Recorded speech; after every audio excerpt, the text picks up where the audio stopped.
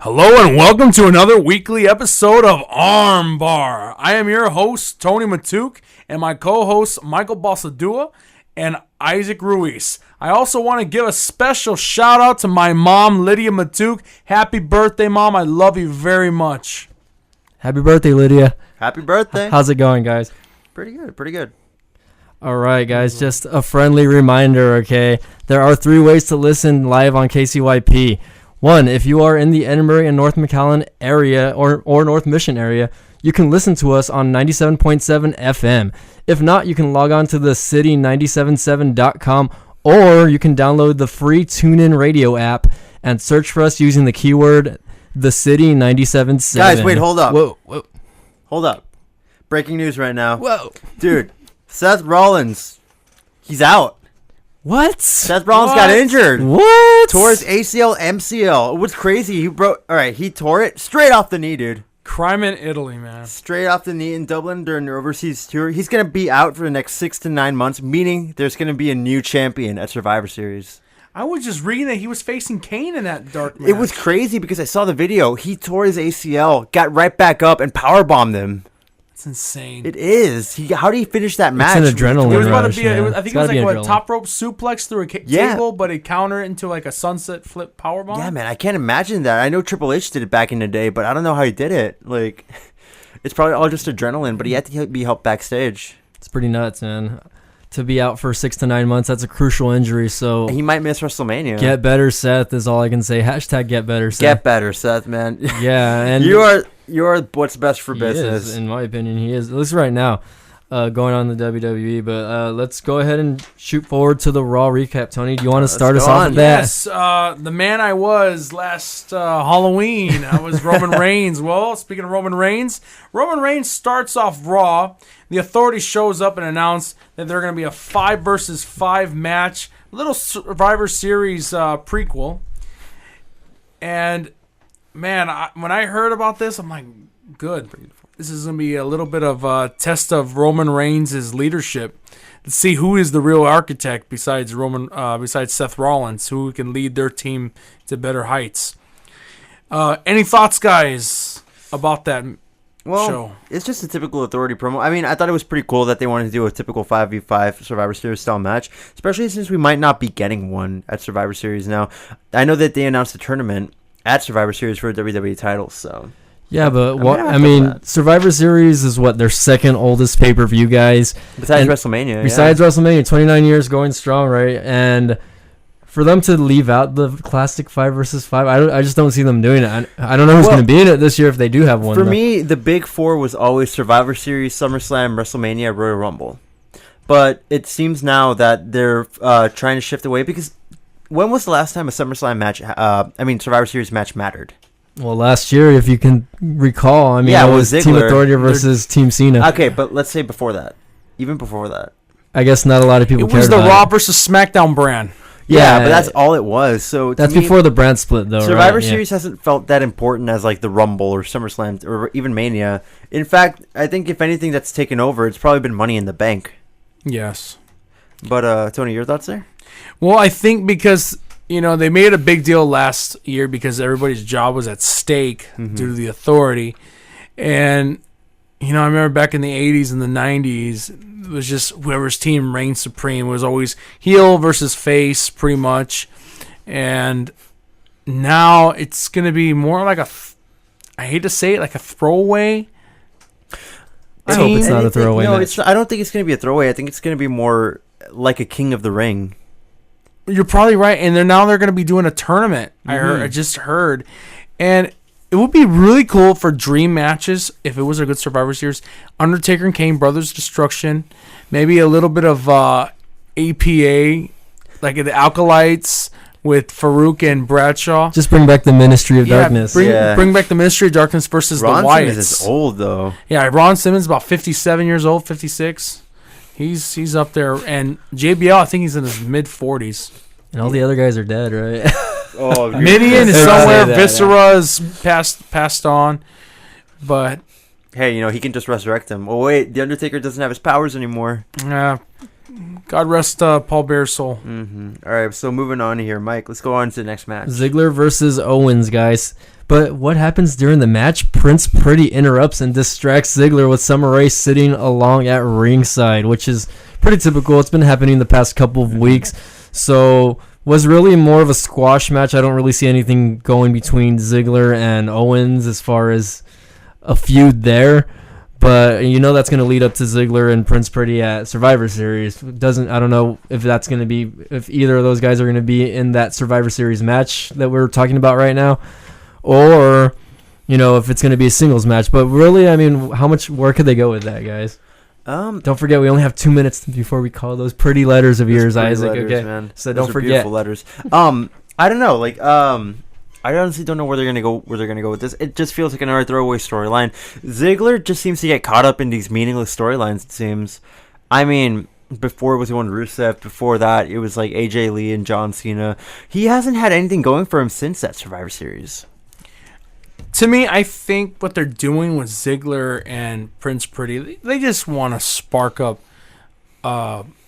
Prince Pretty's career. They're working together. They have a little bit of the same criteria in common. They're both pretty boys. They have a different sense of style, and maybe this is to help Tyler Breeze's career, get a little bit more elevated off the ground. Elevated, yeah, that's the best word to come up with, because these guys can work together. Tyler Breeze is young. He's in his maybe early mid-20s, and you got Ziggler already in his 30s, and to work together, who knows? They could even be tag team in the future.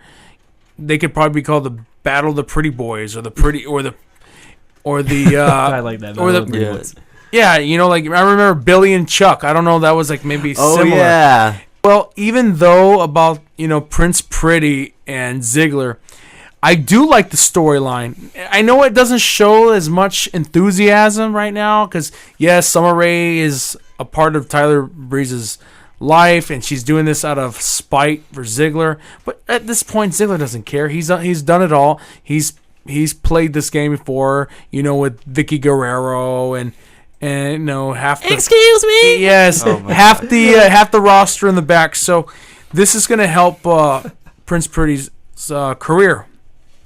Anyway, Isaac, talk about, I don't know, The Miz versus Cesaro. What do you think of that one? Okay, honestly, Cesaro, I think he's starting to get that little push. I know that ESPN has been really, really high on him. Impressed. 25 spins. 25 spins. I mean, it really reminds me of his old days as Claudio Castagnoli in PWG or Ring of Honor. I remember I saw him do 100 spins before, so 25 spins, I was like, how far is he going to go? It was so exciting, and it made me so happy to see him get those spins in. Because how often do you see him end a match with that or do something like that with it? You don't. It's very classic. It reminds me a lot of very old school wrestling, even going back to the 1960s to 50s, where the giant swing was a devastating move. Yeah. So I don't know. I'm really glad to see that they're starting to utilize Cesaro more. I hope he's entered into that tournament and he can put on some good matches. Hopefully not the first person eliminated, but I honestly do think that, I've been saying this for a long time now, even since last year, Mike, that they need to push Cesaro. I've been saying that also last year when we were doing our show at the school, by the way. Don't want to say which school exactly, though, because we aren't affiliated with them anymore. No. I do agree. Yeah, I do agree. I think they should push Cesaro. So I didn't know he did the swing back in the Indies. Yeah. Indies. Well, I didn't know that. And he used to be a rugby player, nuts. I heard. Yeah, he was Claudio Castagnoli. He used to do this move called the UFO also, where it was kind of like the giant swing, except he would hold them on their shoulders and put his hand on his hips and spin them around. Well, like a fireman's carry without... Yeah, without actually holding them. Wow. That's impressive. Just very impressed with the match overall, though. Yeah. He's a beast. He's a beast, and he doesn't weigh that much for being so tall, and he lifts all that weight. I mentioned it last week about it, and I just can't get over the fact that all these powerhouses have to weigh over, nearly 300 pounds to be lifting all that weight. He weighs as much as almost a cruiserweight. Yeah, he's a strong dude. Oh. All right, so Cesaro wins that match pretty cleanly, I would say. Tony, let's go on to maybe the most talked about segment of the night. Wyatt's promo, I think, just knocked me out. That was incredible. I love that promo, man. He is such an incredible actor. He's an incredible actor. He's an incredible in-ring performer. He gets the audience moved, and he's doing the light, lightning. He's doing the fire, the darkness. It really reminded me of like the Attitude Era, like Ministry of Darkness. Like you remember he was feuding with Kane, he struck down the lightning. I love that. I love seeing those cheesy lightning effects. That I felt like a twinkle of my childhood back in 7th, 8th grade, coming home from school just to see that going on. And now today's generation, these little kids watching the show live or watching at the security rail, get to see that, experience that, because they can't see Kane and Undertaker do that anymore. Now this generation, he's like almost like the new modern day Undertaker. Yeah, he's the new face of fear. Yeah, Mike, I hate it. What? Okay, so you guys said it was a good promo, but I don't agree. Okay. Whoa. The only thing I did like about it, the thing that was conflicting for me, was the whole passing over of the lightning and the fire. I really don't buy into that just yet. And of course you're gonna see more of the Undertaker. You're gonna see more of Kane whenever they do decide to come back or whatever that's going to happen. I'm pretty sure it's going to be a WrestleMania match. Well, maybe this tonight or whatever. It might have already happened actually. Dude, I didn't watch SmackDown tonight. Me either. But anywho, so I still don't like Wyatt as a gimmick. I can tell you one thing that I agree with though. I know and I completely agree with this, that his promos are very solid. The guy can talk out of his butt, out of his gluteus maximus. But why don't you like Wyatt as a character? Would you rather like him go back to Husky Harris? I don't know, man. And, maybe because if you're gonna compare him to a guy like the Undertaker, the Undertaker won his first title within a year of him being there, right? A year or two. In who did he win against? He faced Hulk Hogan. Right? Yeah, this was the Hogan era. Yeah, man. But think about it. Okay, what title has Bray Wyatt held? He's been there more than a year already. Yeah, but the thing is, here's the thing: do titles even matter anymore? They do to me, to be honest. Yeah. Okay, and to the the hardcore fan, like all of us in here, it's just like winning a Super Bowl. You're not legitimate until you win. And I get that. I get what gold, you mean, but to me, it seems to me more like they're just trying to build him up as a threat, and maybe not Bray Wyatt alone as a threat, but the whole Wyatt family, because they've been making him look unstoppable. I'll give them one thing: the faction is working for them. I mean, how is it? 5 of them, 4 of them, 4 huge dudes. They might add Adam Rose apparently. Mega heavyweights. Bring back Daniel Bryan into the group for Christ's sake. I was gonna tell you. Since about titles mentioned, I noticed since he is the leader of the Wyatt family, only Harper has held the title in that group, the Intercontinental Championship. And you figure he's the leader, he should get the big one, right? Now, there's some wrestlers that have to take years to finally get a championship, whichever it's the mid-card championship or the tag team championship or the big one. And I noticed that it took Ryback, after 3 years being with the company? He's been longer than that, about 10 4 years. That's something, because, you say the titles matter and everything, but then you end up with, titles that just get passed on. How many of you honestly remember that Dean Ambrose was the United States champion? I do. He held it for a very long time. He held it for okay, but how many times did he defend it? 5 times, maybe, max. Not that many of the 10 months that he was champion. So what does it mean if, what does it mean if he's not defending it or anything? I get that argument, but I also have to say, you end up with a lot of useless title reigns. I remember Kofi was Intercontinental champ. That didn't nothing happened with that. Curtis Axel was Intercontinental champ. Nothing happened with that. You had Jack Swagger as the U.S. champion. What happened with that? It's just a lot of lackluster title reigns. So and those are prestigious titles to me. Yeah, they're very prestigious, especially to the Intercontinental to me. But the argument I'm trying to make is more I dig Wyatt as a character because it feels like he's above those titles. Not above them, but he doesn't need them to be a threat or menacing. He can lose a match and still look terrifying. Like he did the same night at Hell in a Cell. Mm-hmm. He doesn't scare me, guys. All right, those Hawaiian shirts and the beard, that does not scare me. Hey, I have him. The fedoras, dude. Hey, I have him as a figurine. By the way. The only okay, look. Go ahead, Isaac. If all Bray Wyatt needs is a few button pins and fingerless gloves, and I think he was just a Magic the Gathering player. You know what would be really awesome, guys? If for his gimmick, I know we're almost going off topic. It'd be so cool. He has the whole look, the whole gimmick. Yes, the Hawaiian shirts and the hat and everything. A nice cigar. Oh, it'd be so cool. He comes in the ring, he's got that lantern thing. Yeah. He's smoking a cigar. and he's like, Gotta keep it PG though. and then he's like, he's blowing smoke, and he blows smoke in their face. Yeah. You know what I miss that he had in NXT? He would come out wearing like a butcher jacket, like a butcher apron, and it would look kind of messed up, and then it was like, whoa, this guy's like, crazy, or like done some stuff. Like, it reminded me of like a horror movie. Okay, moving on, guys. I'm sick of hearing about the Wyatts. All right, so we're gonna move on to the next match. The Gathering. The next match, and this was the match of the night for me. Surprisingly, this was a tag match, guys. Lucha Dragons versus Sheamus and Barrett. Okay, this was a very good match. I liked it. The purpose, there was really no purpose or point to this match, but both teams put on a pretty great show, and the Lucha Dragons ended up winning this match.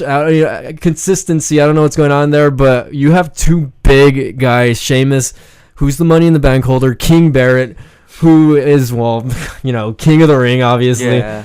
But two small guys that aren't doing much right now, and them proving themselves against these two guys that will be very successful in the future.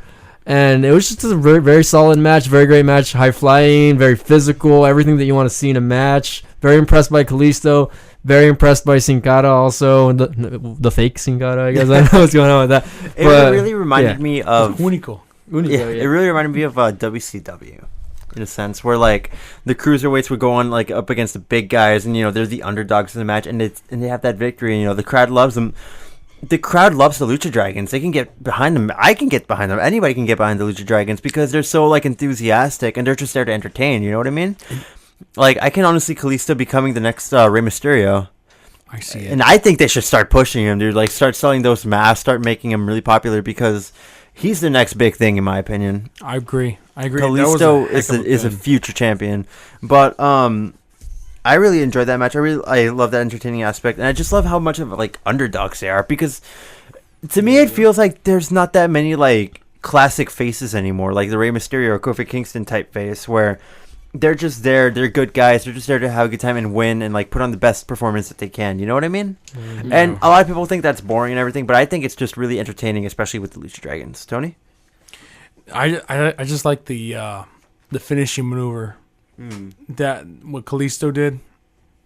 Yeah, what is it anyway, Tony? It's kind of like a reversal flip, and then the guy lands on his back, right? Or it was like a reverse sunset flip, and then he just hits you with it. It was like almost like an inverted Hurricanrana, something like that. Yeah, he does like a Hurricanrana DDT. He wraps your legs around you like a grapevine, and then he plants your head against the canvas. I thought that was to me. It just looks like a reverse power bomb or something like that. But I don't know how to explain it. But very impressive and a very good match, very solid match, guys. But let's go forward here and let's move on to R-Truth versus ADR. Isaac. Squash match. We can't have a Raw without a squash match. So R-Truth comes up. You know who the winner of it is. What's up? What's up? Sorry, I remember seeing him in TNA. He even did that back then. What's up? And he was called Ron the Truth Killings. Yeah, Ron the Truth Killings. So I remember that one versus Scott Hall. That was a good match. So he goes up against Alberto Del Rio. Like, I miss Ricardo. Yeah, I know. But he goes up against, and ADR wins with the coup de grace. Like, I noticed that ADR hasn't been winning with like a finishing move, and I really appreciate that. Like, he just seems like he's just outmaneuvering his opponents and just trying to do his best to just win. You know what I mean? Like, he beat Cena with the super kick, and he beat R-Truth with like a double stomp. Yeah. And I really appreciate that, because it reminds me like a lot of a classic wrestler. Like, maybe he's just trying to shake off that rust that he got in like AAA or working the indies, because they work differently over there. But it seems definitely he came back with a new style, and it's much more entertaining, at least for me. Maybe he's like saying, Ronda Rousey, keep that armbar. Let me see if I can come up with something else. Because you make it look good compared to mine. I don't know. I don't know, man. He has a pretty armbar, though. Yeah, he does. Divas Fatal 4-Way. Paige, Lynch, Banks, Bella. Fatal 4-Way, man. Yes, Paige, unfortunately, she got the victory. This was match of the night for me. Michael's future bride. Rather, Paige, it would have been the match of the night for me. I love Paige. Dude, she's like 10 years younger than you. Come on. It's all good. This would have been the match of the night for me if Sasha Banks won. That's just my opinion. That's all I got to say.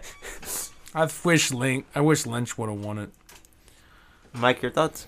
I really enjoyed the female Fatal 4-Way, actually, for the number 1 contendership for that Divas title.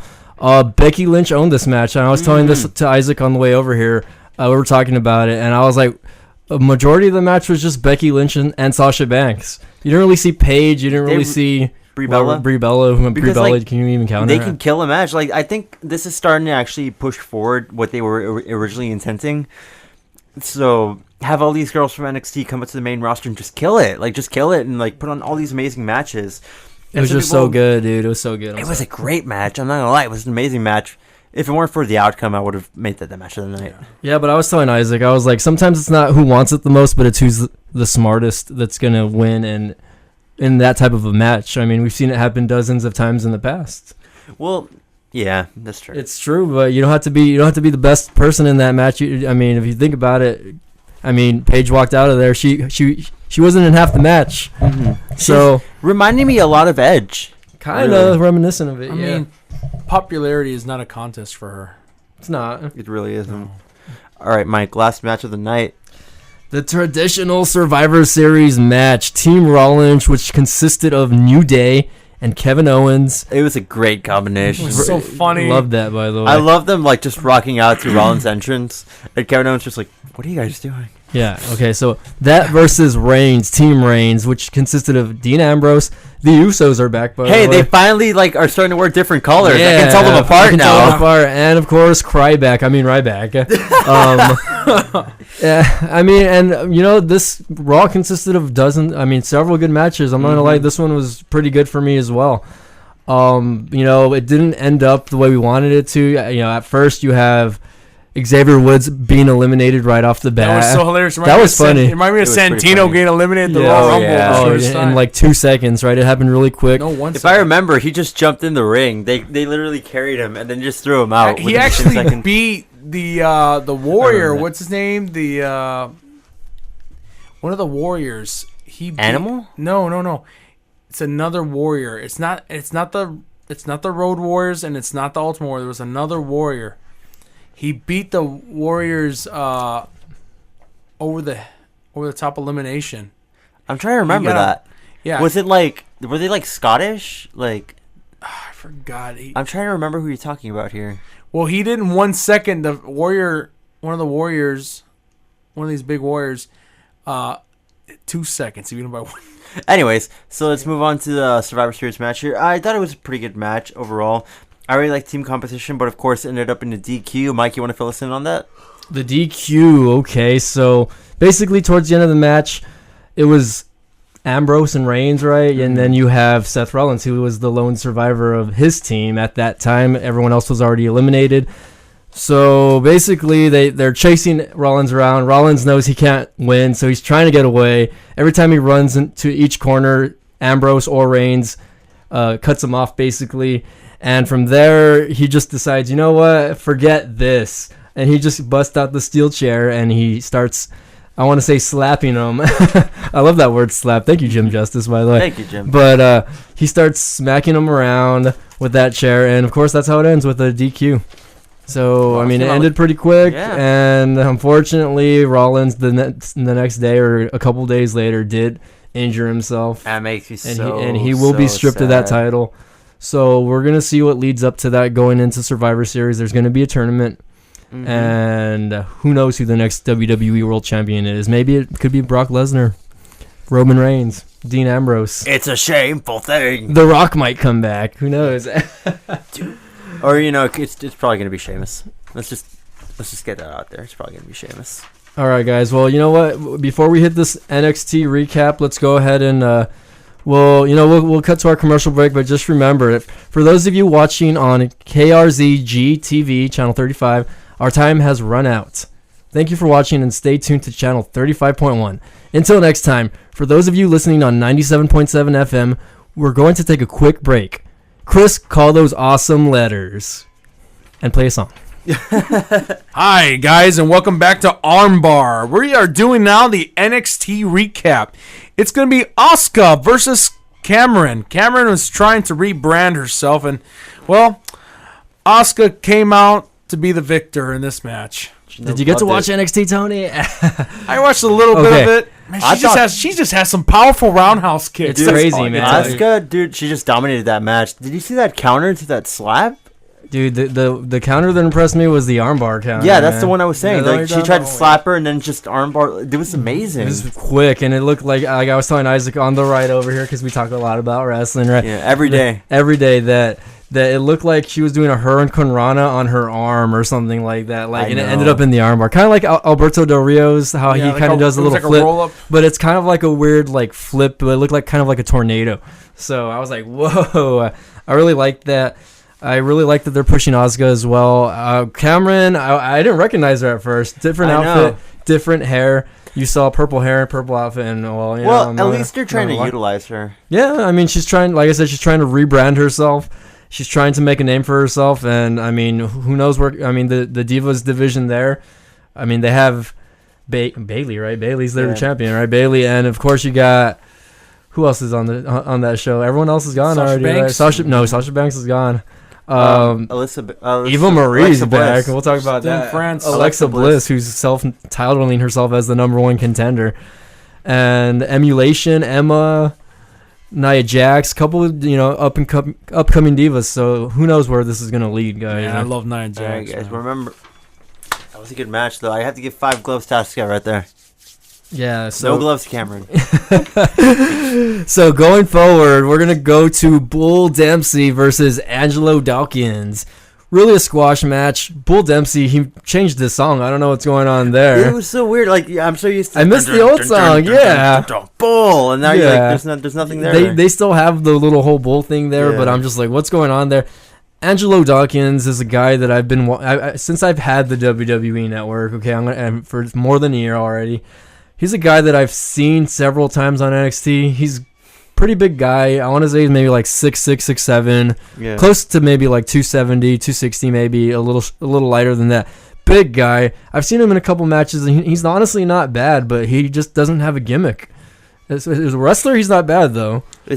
Wrestling is his gimmick. I mean, pretty much like I say, it was a squash match. He put over Bull Dempsey. And I don't know where they're going.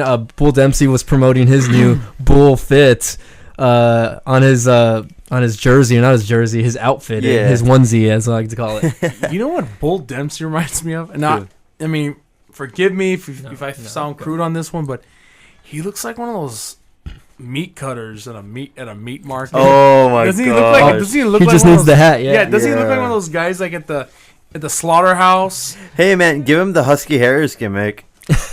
He looks like one of those guys like, okay, I'll cut your meat for you.